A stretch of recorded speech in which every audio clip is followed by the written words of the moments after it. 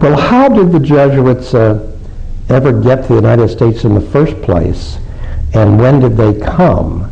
Very interesting question, because what many people don't realize is that Father Andrew White, the Jesuit, was on the Ark and the Dove, the first ship to arrive at what would be the future colony of Maryland. So there were Jesuits here long before the Revolution, and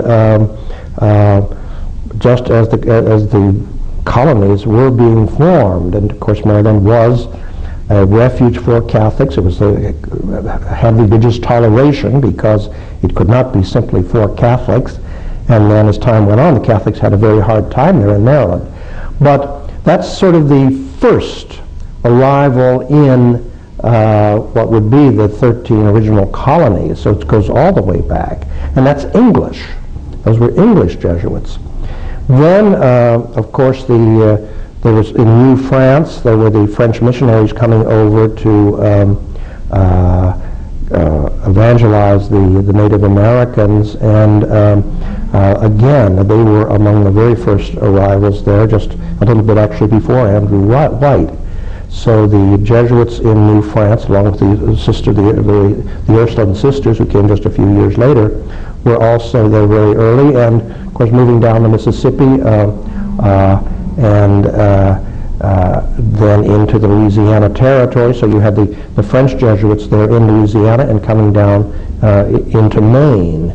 So there was another group. Then the Flemish Jesuits, somehow, I don't really understand this myself, but got into the Missouri Territory, into St. Louis, and the Italian Jesuits then in the 19th century into California. So it's a complicated story, but they came to evangelize, and they came then also to take care of the settlers, the colonists who were coming over, and always had this idea, however, of dealing with the Native Americans. I mean, that was always part of their culture and part of their scope. So, and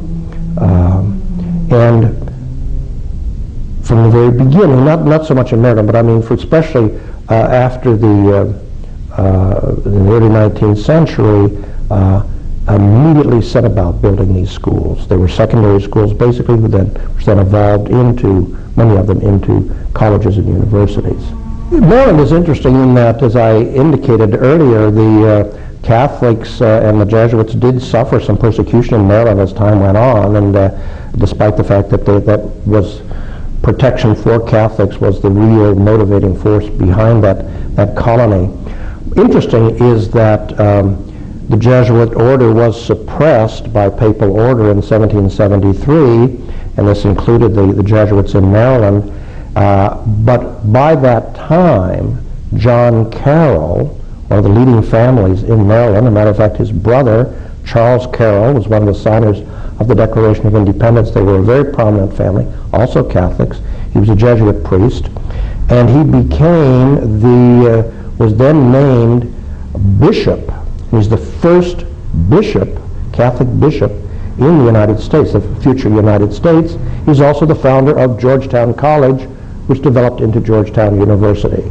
So that's before the War of Independence. So that's a very important piece of American history as well as Catholic history.